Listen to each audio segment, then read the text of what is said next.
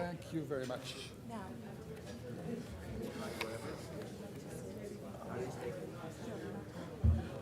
Ambassador, are you going to do you need water? A glass of water should be good. Yeah, thank you. I'll make sure that. Get me one at a time. Don't worry. We have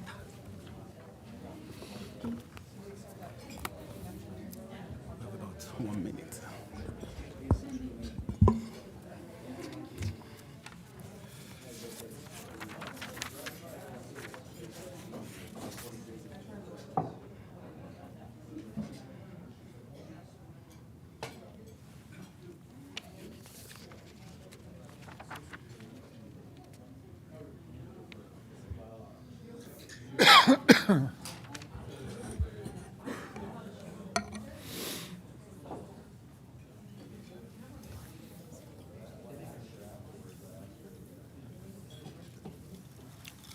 Thank you very much. You're very welcome.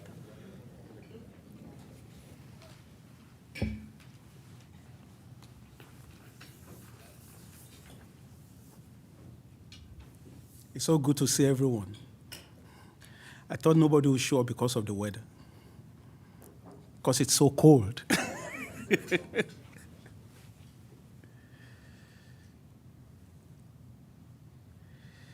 Okay, I think we can start. Good morning, everyone. Good afternoon, everyone.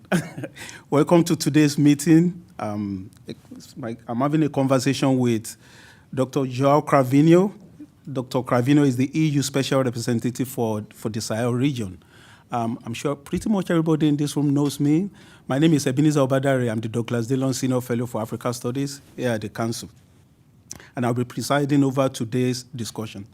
I'm not going to go into a long introduction of the Dr. Cravinho.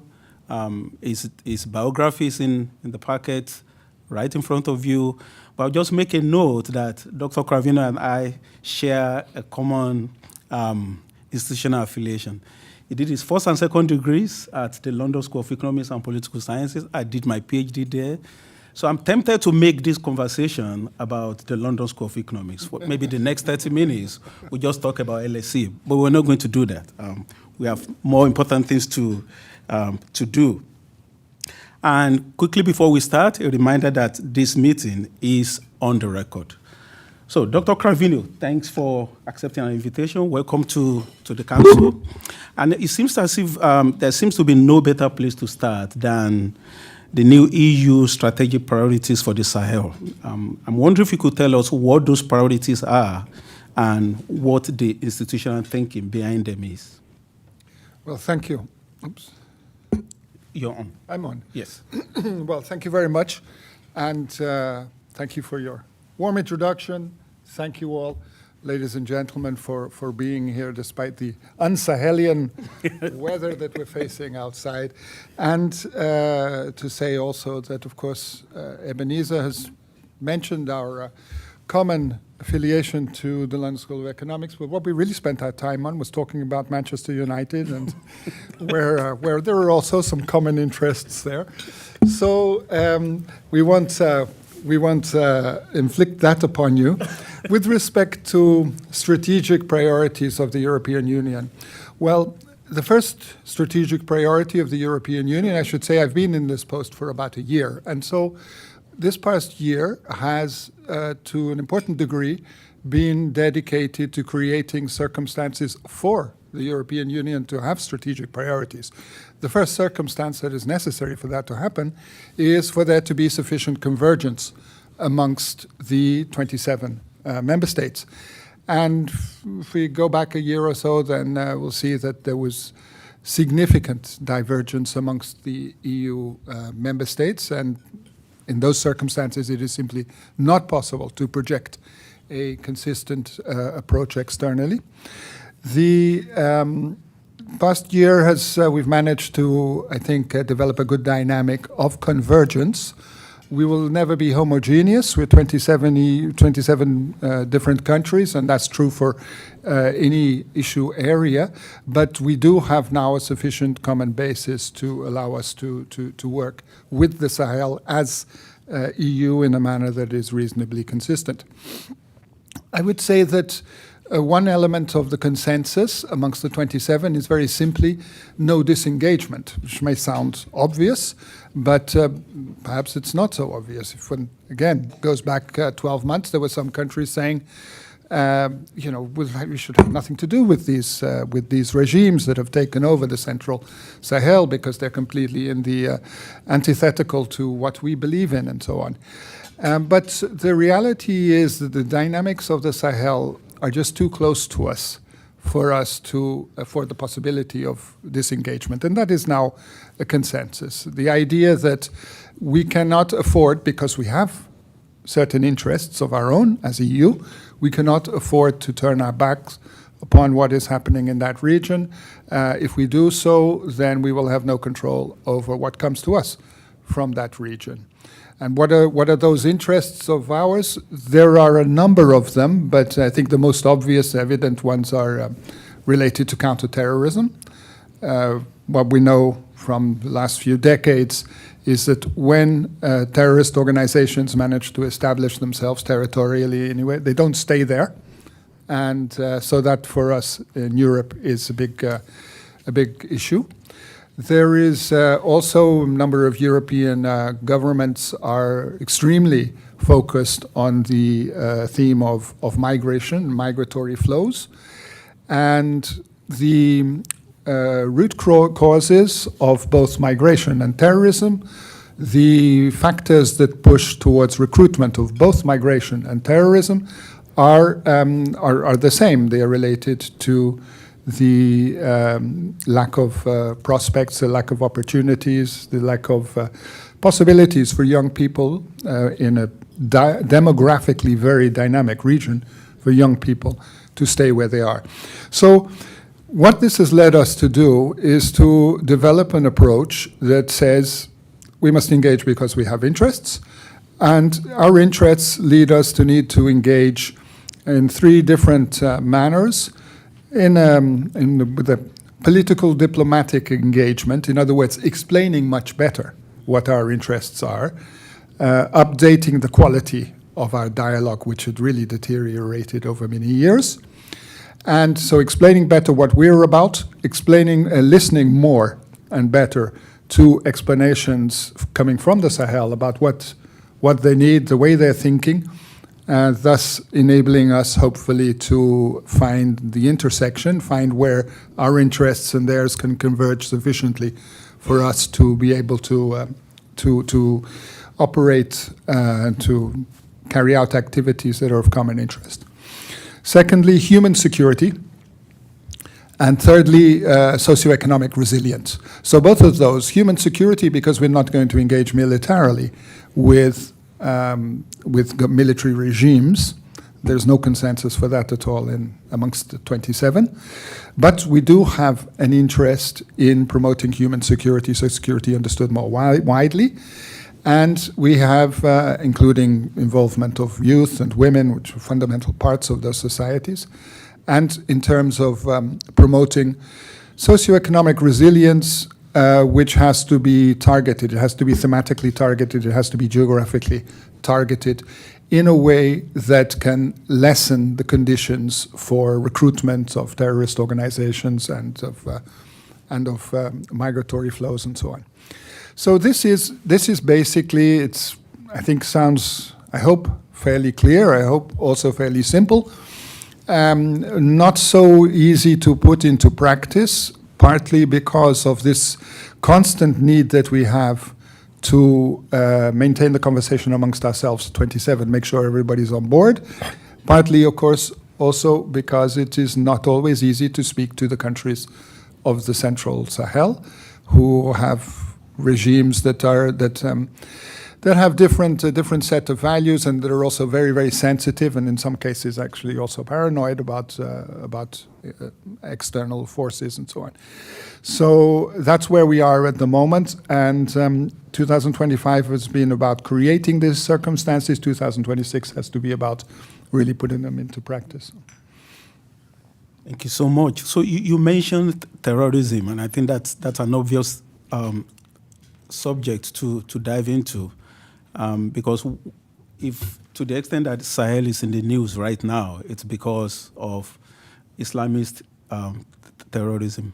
And I seem to recall that it's also one of the items on the national security strategy of the Trump administration. So as in your position and as someone who has traveled extensively across the region, I wonder, one, what your general thoughts are on the problem of violent jihadism, and then two, if you can also go into some detail on what the EU is doing especially to help affected states effectively combat violent jihadism. Okay, thank you. I think that one of the first aspects that is important to underline is that we don't have a simple situation of radical Islamic extremists versus those who try to make a functional state.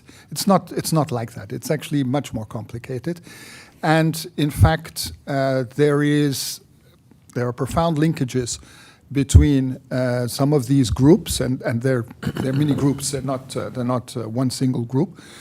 Profound linkages between them and organized crime, to the extent that some groups may be strongly religiously motivated, others not really at all, even though they may both be operating under similar affiliations to Al-Qaeda, to Islamic State, and so on. So the reality is actually much more complex, and although it is important to be focused on de-radicalization, it is not, recruitment does not happen because young people have very strong religious beliefs. They may develop those beliefs, but actually they're joining these organizations or these groups because they have a lack of prospects and so on. And in the course of that, then afterwards, they may become radicalized, or they may not become radicalized at all and simply have a look at this as a job like any other. And so dealing with the issue of violent extremism is a complicated one because it doesn't fit the simple ideas that we might have gained from other parts of the world, Middle East and Afghanistan and so on. So what are we actually doing about it? I would say that this conceptualization of a strategy that we've been developing, focusing on dialogue, focusing on human security, focusing on socioeconomic resilience, is actually the best chance that we have of engaging. The military regimes took over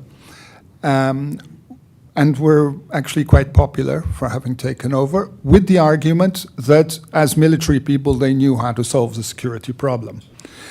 And they failed on that front. In all three countries, the situation is Mali, Burkina Faso, Niger. Situation is now worse than it was when they took over. In Mali, it's considerably worse, and in Burkina Faso as well. Niger, a little bit more under control. But what they have now accepted, I believe, although they find it difficult to incorporate this into their actual policies, is that there simply cannot be an exclusively military solution to the nature of the problems, because the problems are actually of a different kind. In Mali, this is very complicated because the regime set its reputation, or it established itself on the grounds that the regime plus their friends, the Russians, were going to solve everything. And it is very difficult now for them to say, well, let's try a different approach. Burkina Faso, they have greater flexibility because they did not throw their lot in exactly the same way, but then they also have other problems. And Niger, they are more open because they are so distrustful. Sounds paradoxical.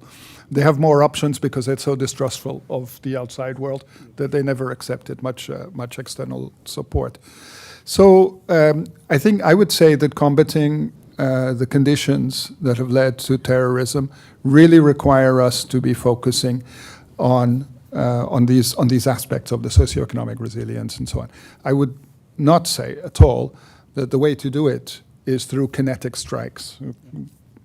With a missile, you can kill some leaders, but you do absolutely nothing in terms of solving the problems. Yeah.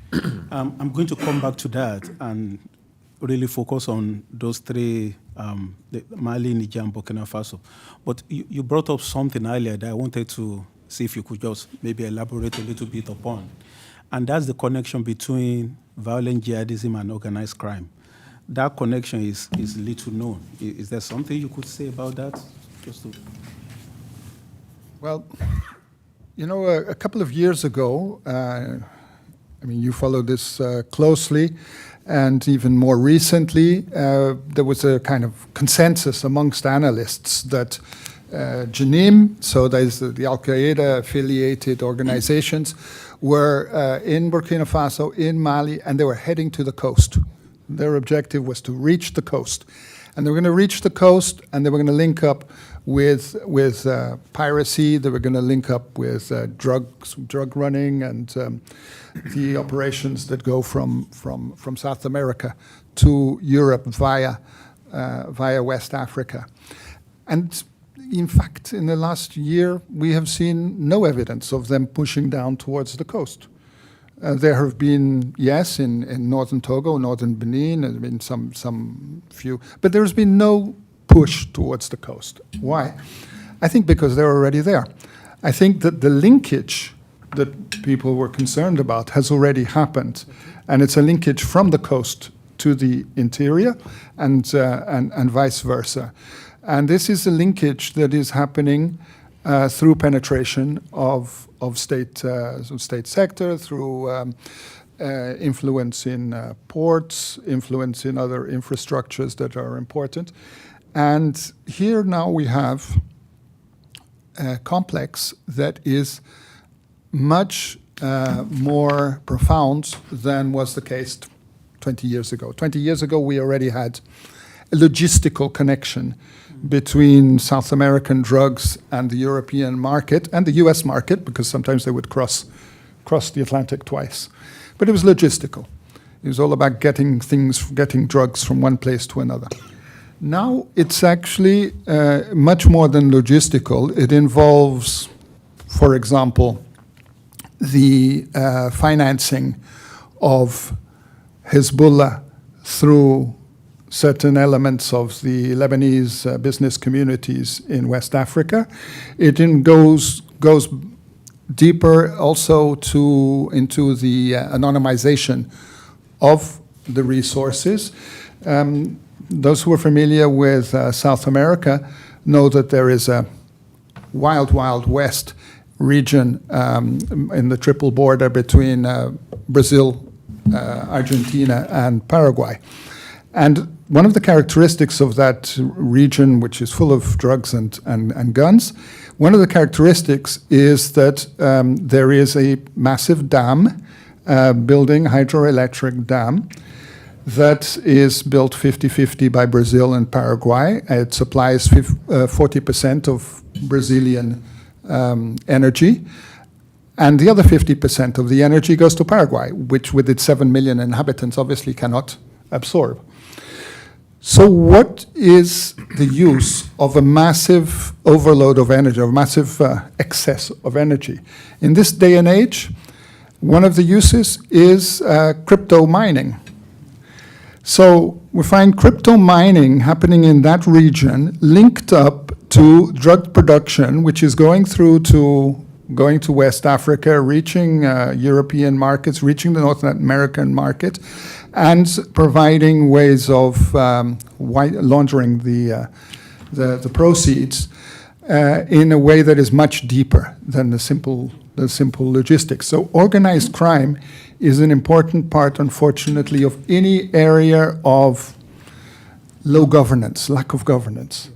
And they move in quickly, they identify the opportunities, and that's one of the realities of this region that we're dealing with, of the Sahel, and also, to some degree, some West African countries that have weak state structures. you so much. So speaking of governance, Mali, Niger, and Burkina Faso come to mind. We both know what happened in those countries. Soldiers came in promising paradise. And I don't think we can speak of paradise in regard to those countries at the moment. As a matter of fact, the security situation there has rapidly deteriorated. And I'm wondering if you can speak generally about the situation in those three countries, focusing specifically on what the EU is trying to do to wrap its arm around the security situation there. Mm-hmm. Well, I mean, we do also have to be modest. You know, we cannot, as you say, rapidly turn the situation around. This is not within our purview. We can make a contribution, which is also one that has to be calibrated according to country by country, because each reality is different, and calibrated according to the nature of the interaction that we have with those countries.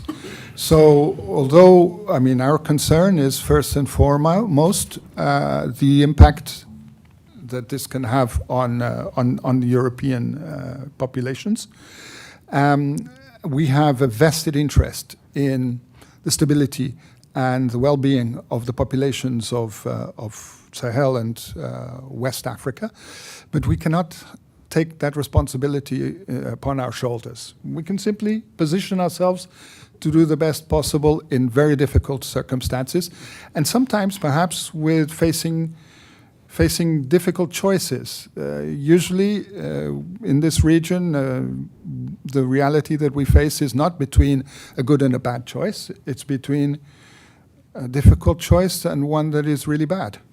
So that's what we have to face up to. Some Europeans, many Europeans say, well, you know, we don't share enough in terms of values with these regimes for us to be engaging in a supportive manner. On the other hand, those same Europeans, when faced with the question of what about if the current regimes that you don't like collapse, allowing for a Janine takeover. So what should you do in those circumstances? And this is the way that we have to look upon these realities, not as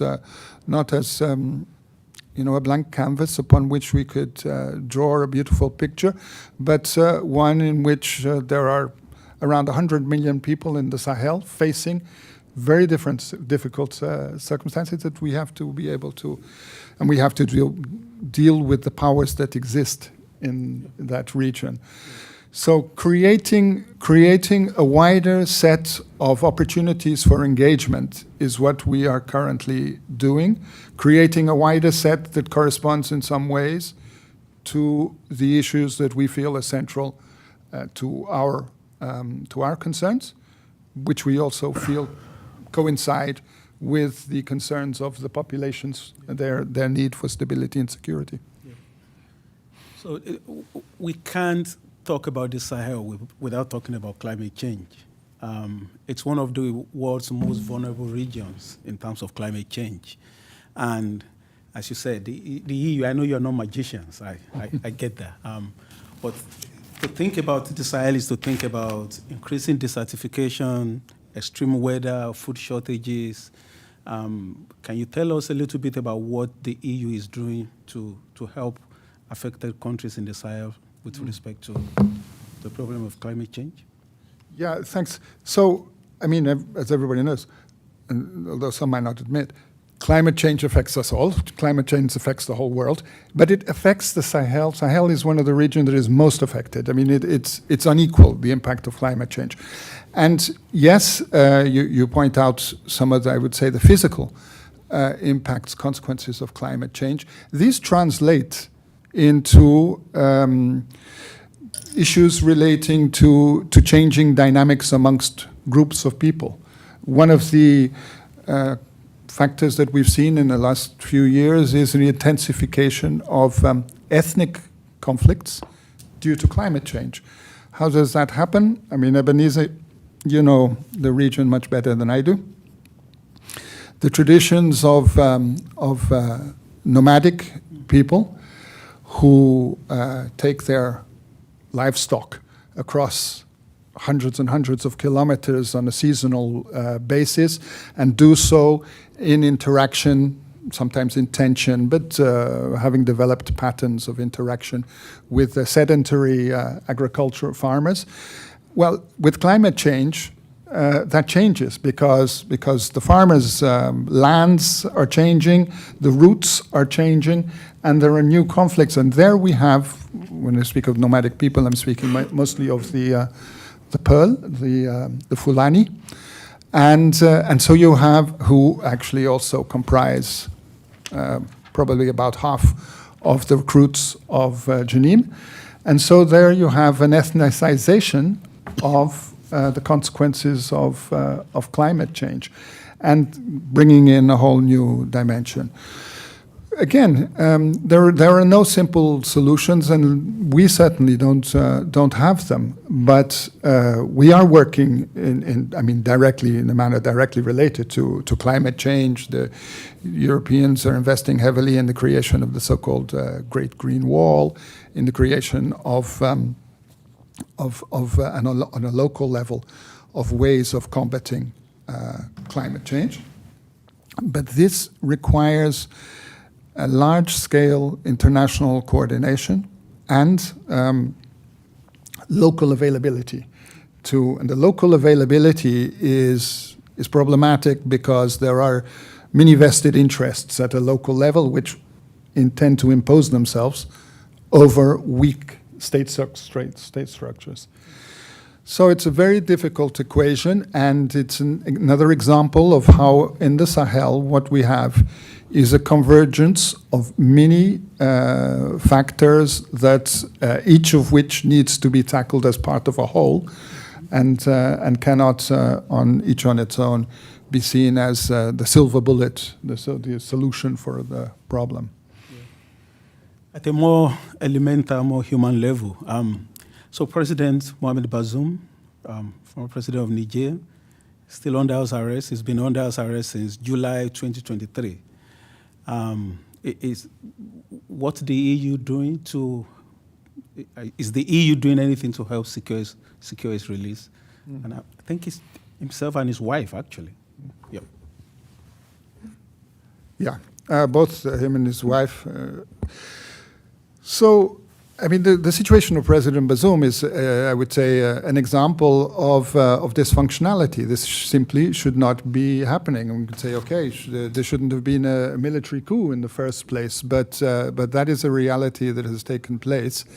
The President Bazoum is being held, I would say, quite unnecessarily. Now, I've spoken at a very high level about this in Niger, and I think everybody understands that there cannot be a proper normalization of relations, while President Bazoum, who has strong relations of friendship with a number of European leaders and a number of African leaders as well, while he is in these circumstances.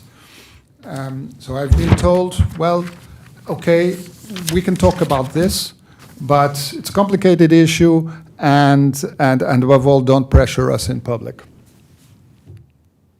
Fine, but meanwhile, 2 years have gone by, 2.5 years have gone by. There has to be a solution, and I would expect that Niger authorities should understand that part of the problems that they face are related to this question.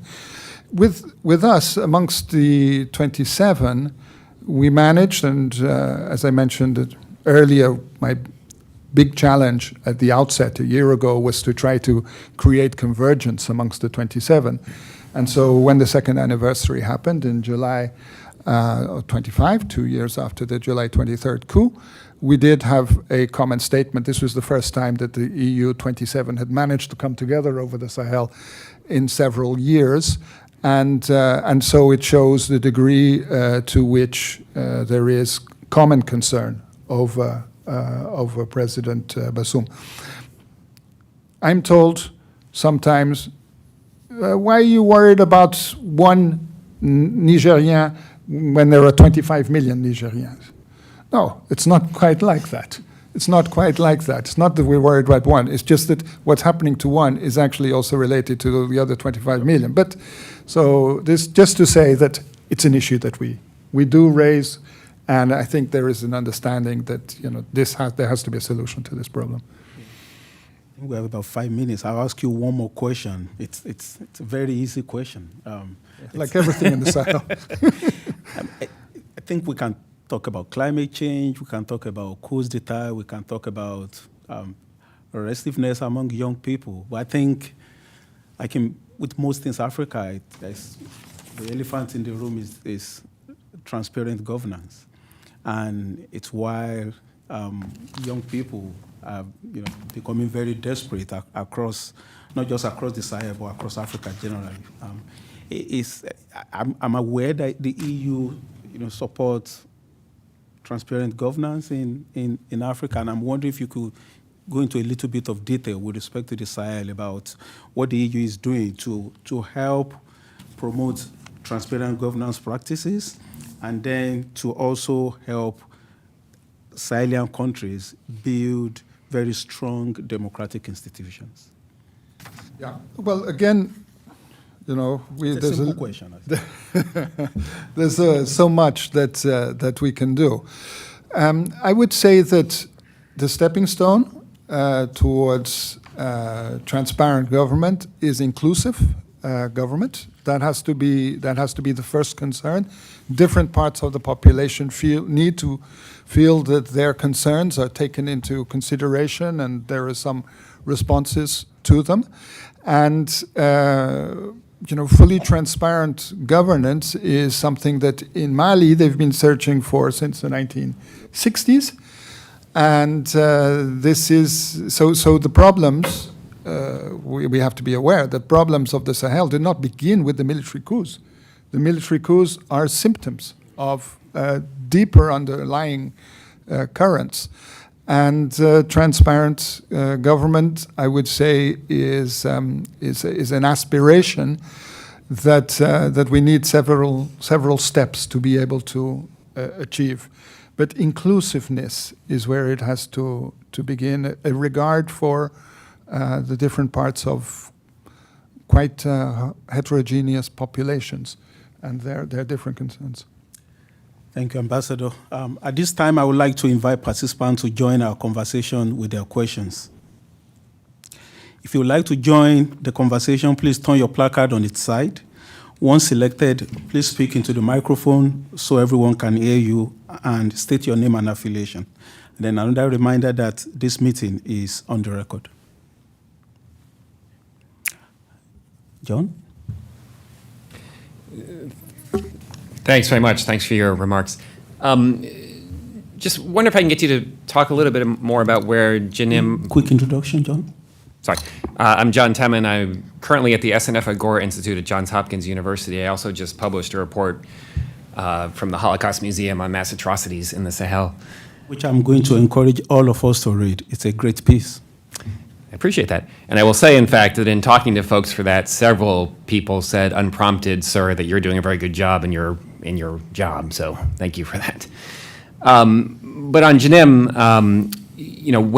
what do you think the goal is? You mentioned, probably not going all the way to the coast. I don't think that was ever really part of the plan. This fuel blockade on Bamako has been pretty effective. They have really ramped up activities in Benin this year.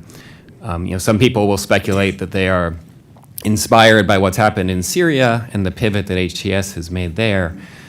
Do you think, are they sort of happy with what they've got and they'll just keep doing this, or is there a larger goal that you think they have in mind? Okay, thank you very much for that question, but please don't expect the answer to that. It's really, what is the goal of Janim is something that has been keeping us all guessing. And you mentioned Syria, you mentioned HTS. And I think there's substance to that. I think some Janim leaders may be thinking that there could come a moment where they could take over the country, come a moment where they could put on a suit and tie and be received in the great buildings of state of Europe. But there's another Syrian example which is also, I think, in the forefront of many people's minds, which is the earlier example of the caliphate, the establishment of the caliphate in Syria, which became a target.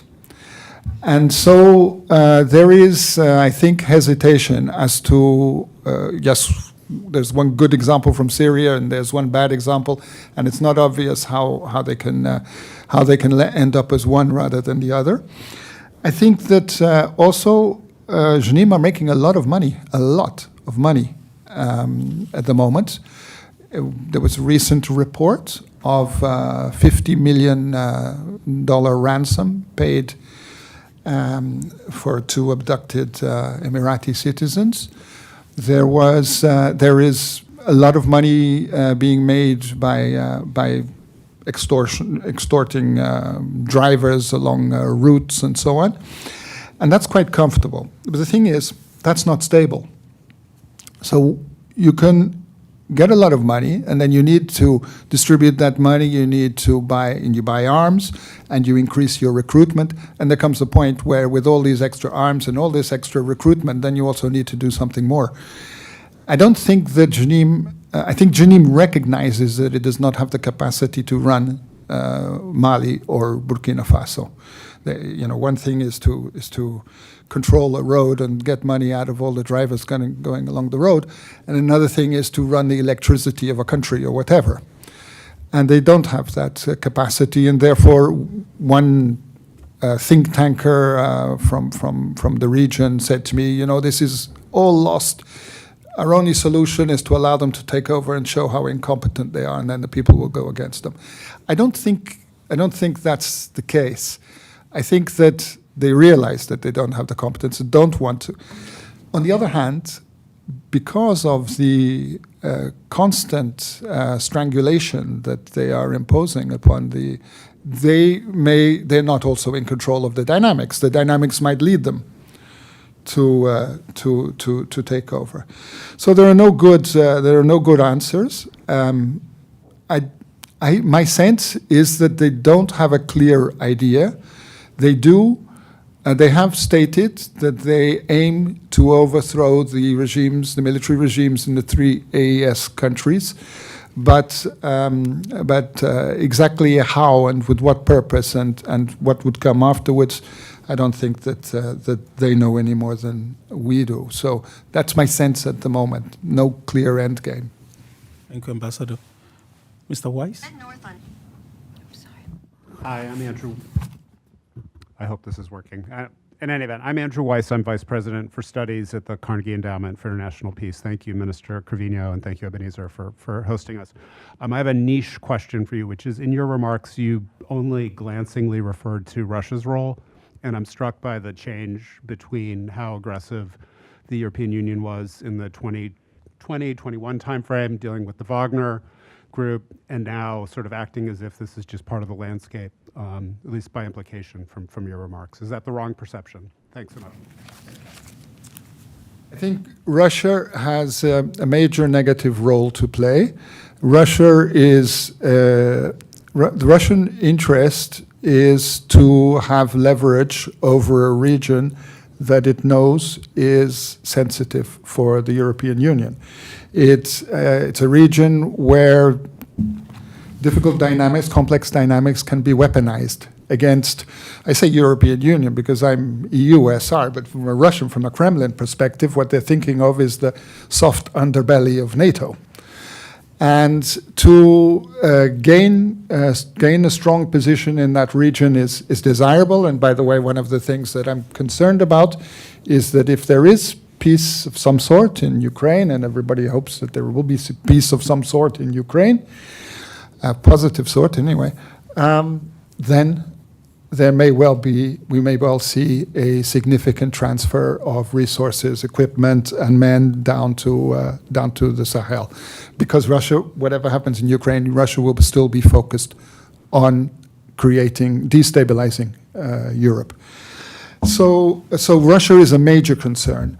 However, having said that, my view is like the instance that I was citing earlier in another context, my view is that we can just let the Russians show their incompetence. Since they have been invited by the Malian government to come in to help them solve the security problem has got worse. And clearly the Russians, why? Because the problem is, has a very multifarious nature. Russians only have one instrument. Actually, they have two instruments. They have brute force, and they have disinformation. These are the two instruments the Russians have. And these instruments are not going to solve the problems of the Sahel. And so I would say that from the European Union perspective, we do, as we are told to do, respect sovereign choices. We respect sovereign choices. But we are very clear-minded about the consequences of these choices, why they're there. So we're paying close attention. But we're also not going to go head-to-head with the Russians because we think that they're showing their limitations. And we're much better off showing our qualities than focusing on combating Russia with its limitations. Thank you. Dr. Warner? Hi, Leslie Warner. Just going back to what you briefed on your 3 points earlier, I guess my question is the focus on human security new to the EU, or is it something that the EU has historically had as an approach to its foreign relations? The reason that I ask is that in the US, we are not particularly good at understanding the human security to state security nexus. And I agree with that approach. I just think that our system isn't necessarily good at that. And I guess another question is this approach unique to Africa, or does the EU tend to approach other parts of the world with this sort of framing? And then a related question is you'll see how it all fits in eventually. I personally view security assistance and security cooperation as necessary but not sufficient to address broader instability.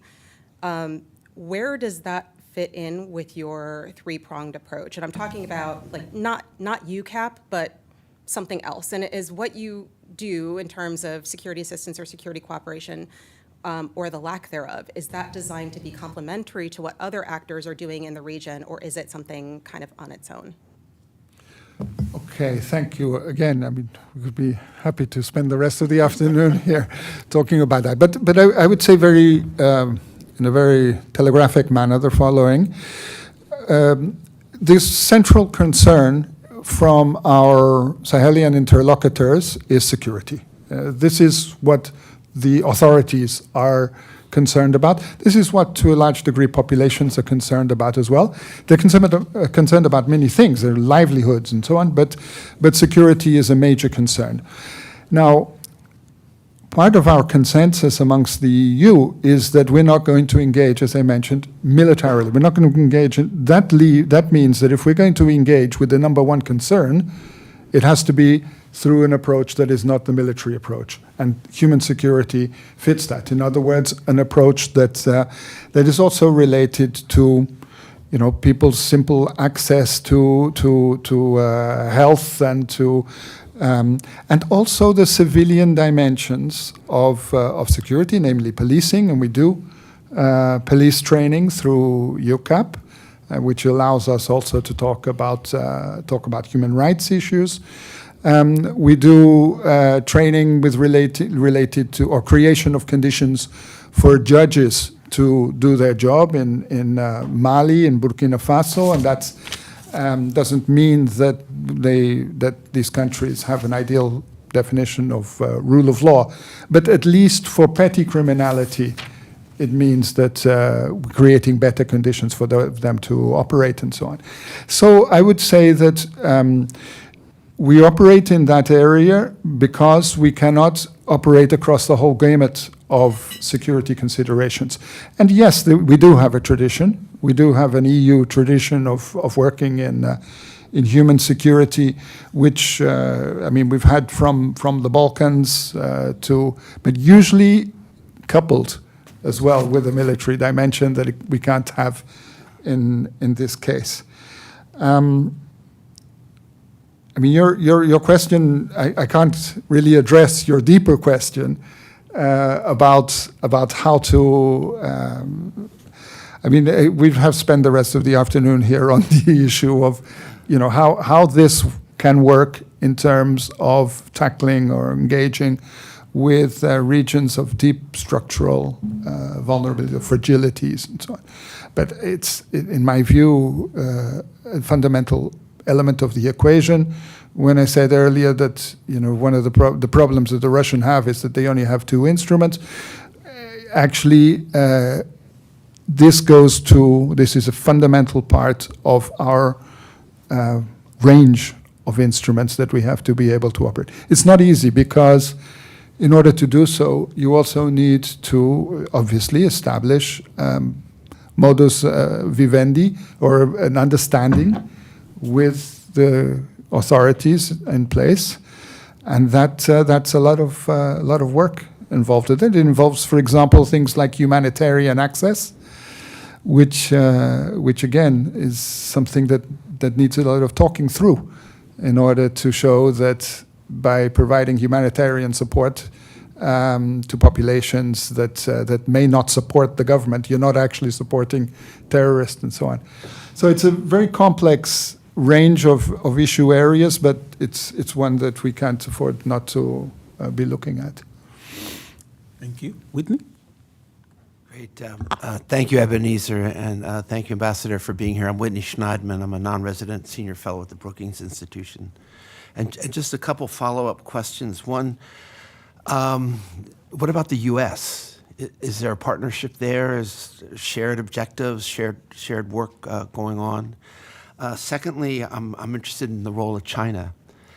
They're so dominant in trade and investment, infrastructure. Are they playing a security role? And just to build on Leslie's questions, you mentioned socioeconomic resilience and supporting judges, police. Is this happening on a government-to-government basis or NGOs? How do you actually impact and, frankly, measure, given that, you know, these are extremely difficult environments to work in? Mm-hmm. Okay, thanks. Well, what about the U.S. and China? Well, what about the U.S. is part of the reason why I'm here. I'm trying to find out. Like everybody, I read the national security strategy. Sahel is not present, and it's really not for me to explain the U.S. position, especially not in Washington. But I would say that the meetings that I've had so far have given me a clear indication that the U.S. Does not see the Sahel as a priority.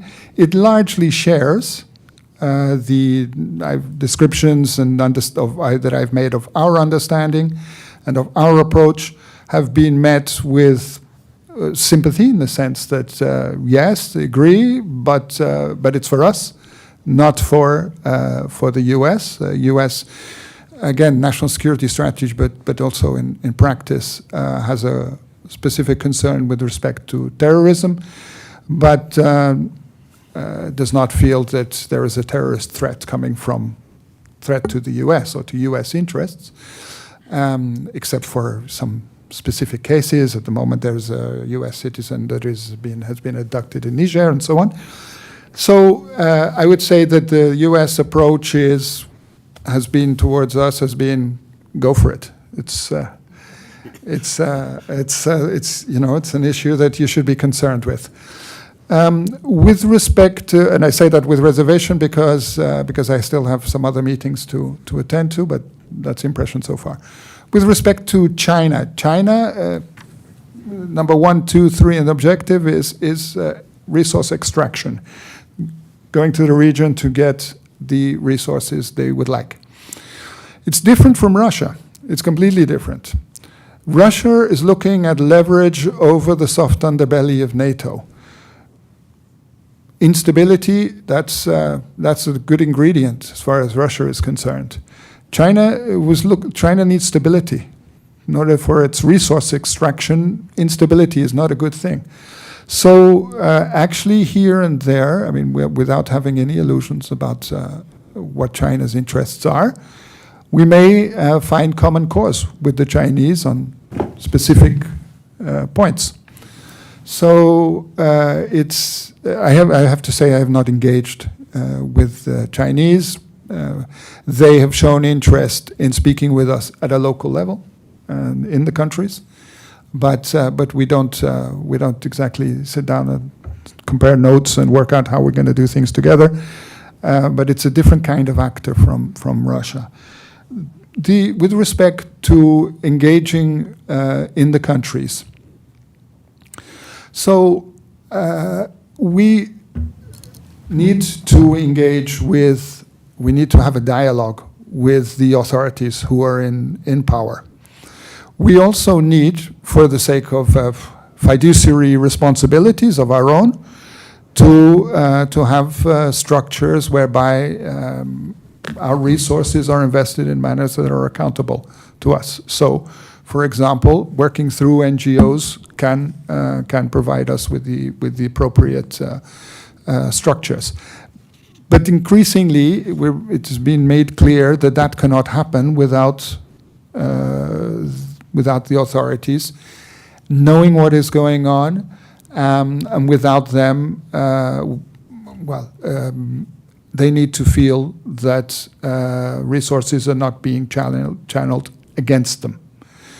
So this is part of the dialogue, being able to work in complicated situations in which the state structures are ones that offer a certain amount of difficulties from the European perspective for us to be able to interact with, and on the other hand, to be able to explain that alternative arrangements that we're making are not meant to undermine the government. By the way, this is a wider problem than just in the Sahel. There is a generalized sense across the African continent that Europeans or Westerners have undermined the state in many countries by focusing too much of channeling too many resources through non-state structures.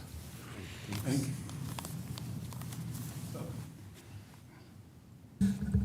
It's already on. Thank you very much for this session. First, I want to congratulate you, Ambassador. Yeah, Ted Voorhees here, Ambassador, for your strong efforts to be as positive as you possibly can in an incredibly difficult, problematic subject. You're doing a good job on sounding positive. But the picture you've painted accurately, I think, is of a extremely problematic situation in almost every dimension. And what I'm hearing you saying is, look, we EU can't do any big things. All we can do is some small things, and so we're going to be doing those small things. If that's more or less, it may be unfair, but if that's more or less what you're saying, could you give us any model for a similar situation where an outside force trying to do small things has ever succeeded in getting any progress? I mean, do you have some lodestar that you're looking at and saying, okay, we're going to try and do this the way we did it successfully or someone did it successfully in the past? Thanks. Well, firstly, I mean, no, we're not modeling ourselves on any. It's actually an interesting question because it's one I've never addressed to myself. Is there any other circumstance that can offer us guidance historically? What I would say, you talk about doing small things. I would put it in a different way, which is that we're doing what is possible with the recognition of the consciousness that we're working on a long time horizon.